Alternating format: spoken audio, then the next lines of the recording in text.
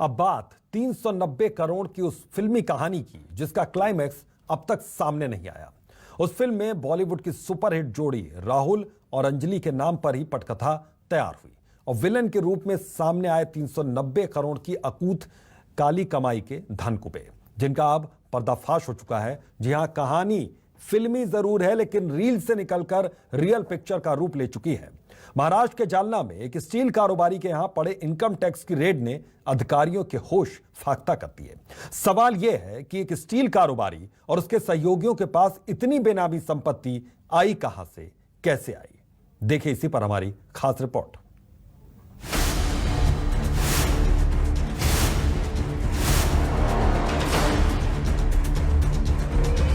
पैसा ही पैसा है, हरे हरे नोट हैं, बंडल के बंडल पड़े हैं। इतना पैसा है कि गिनते गिनते आईटी अधिकारियों की तबीयत नासाज हो गई, लेकिन गिनती खत्म नहीं हुई।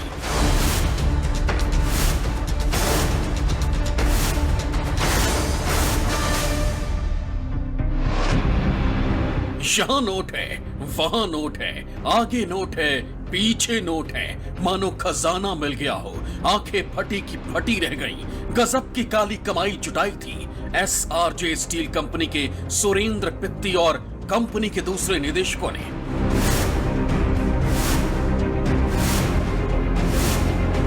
इतनी अकूत संपत्ति का सच जब सामने आया तो आईटी अधिकारियों के पैरों तले जमीन खिसक गई।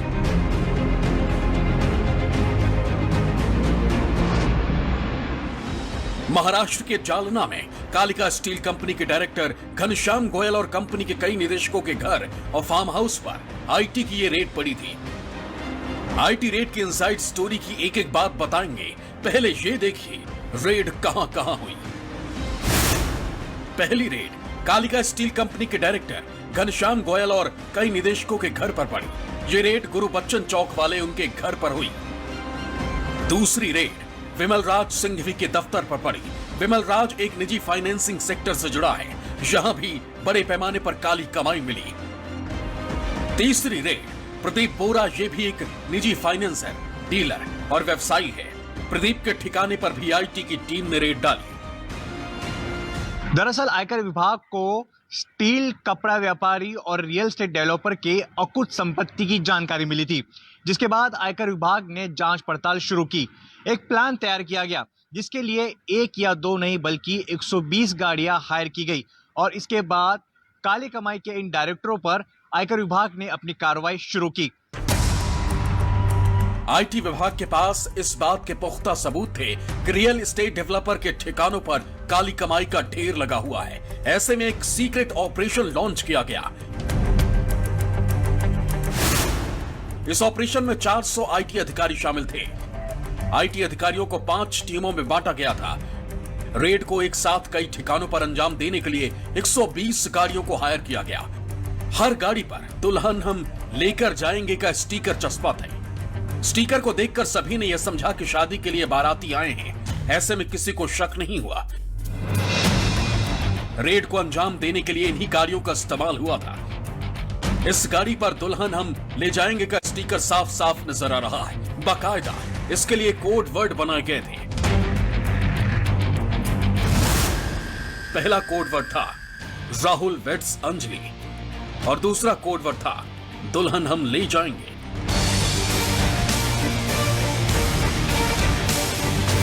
नोटों के ये बंडल कारोबारी के फार्म हाउस से बरामद हुए, जिसके बाद आईटी की टीम बड़े बड़े बैग में भरकर जालना के एक स्टेट बैंक में पहुंची। बैंक में नोटों की गिनती शुरू हुई तो 58 के आगे जीरो इतनी तेजी से बढ़े कि आयकर विभाग के अधिकारियों को भी चक्कर आने लगे।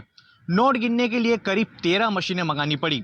नोटों की गिनती सुबह करीब 11 बजे शुरू हुई तो रात के करीब 1 बजे तक चलती रही।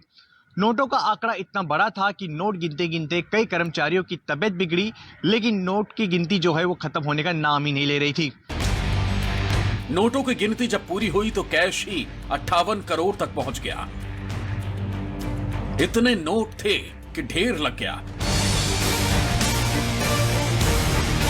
ज्यादातर गड्डियां 500 के नोट की थी। रेड की शुरुआत 1 अगस्त को हुई थी, जो 8 अगस्त तक लगातार चलती रही और जब रेड पूरी हुई तो 58 करोड़ रुपए कैश, 32 किलो सोना, हीरे मोती के आभूषण, कुल 390 करोड़ की बेनामी संपत्ति का पता चला है। रेड को अंजाम देने के लिए आईटी अधिकारियों ने गाड़ियों को 12-12 की ग्रुप में बांटा था, जिसके बाद गाड़ियों का एक काफिला जालना के लिए निकला। 31 जुलाई की रात को और 1 अगस्त की दोपहर को आईटी की पहली रेड हुई थी। इस रेड के दौरान आईटी अधिकारियों को कारोबारी के घर से कई संपत्ति के दस्तावेज और आभूषण तो मिले, लेकिन कैश को लेकर जो इनपुट आईटी अधिकारियों के पास था वो कहीं नजर नहीं आया था। इसके बाद व्यापारी के फार्म हाउस की तरफ आईटी विभाग की गाड़ियों का काफिला मुड़ गया। जब आईटी विभाग की टीम व्यापारी के फार्म हाउस के अंदर पहुंची तो कई बिस्तर पड़े हुए नजर आए। अधिकारियों ने पड़ताल शुरू की तो इन बिस्तरों में ही नोटों की गड्डियों को छिपा कर रखा गया था। 7 दिन की इस रेड में घर से कैश और सोना, फार्म हाउस से कैश, लॉकर से कैश और सोना बरामद किया गया। आईटी विभाग को 35 बैग में भी नकदी मिले हैं। इनमें नोटों के बंडल थे। आईटी को शक है कि इन्हें दूसरी जगह शिफ्ट करने की तैयारी हो रही थी। हो सकता है कि बहुत सारे कैश को कहीं और शिफ्ट कर दिया गया हो। वैसे काली कमाई के कुबेरों का सिर्फ ठिकाना बदल रहा है। कुछ दिन पहले की ही बात है जब ईडी ने पश्चिम बंगाल में पूर्व मंत्री पार्थ चटर्जी की करीबी अर्पिता मुखर्जी के घर से करीब 50 करोड़ रुपए कैश बरामद किया था। इसके अलावा कई प्रॉपर्टीज को भी ईडी ने अटैच किया था। यूपी के कानपुर में भी एक कारोबारी पीयूष जैन के घर छापेमारी में 197 करोड़ रुपए कैश बरामद किया गया था। इसके अलावा करोड़ों रुपए की दूसरी प्रॉपर्टीज भी अटैच की गई थी। अभी हाल ही में मध्य प्रदेश के चिकित्सा शिक्षा विभाग में काम कर रहे एक क्लर्क के घर पर हुई EOW की छापेमारी में 85 लाख रुपए कैश बरामद हुए थे। इतना ही नहीं, क्लर्क की अलग अलग करीब 4 करोड़ रुपए के प्रॉपर्टीज के कागजातों को जब्त किया गया था। मतलब साफ है, काली कमाई के कुबेर जगह जगह बैठे हुए हैं। अभी पड़ताल जारी है। कई और काली कमाई करने वाले चेहरों का जाल में फंसना बाकी है। अंकुश जायसवाल, जालना, महाराष्ट्र, News 24।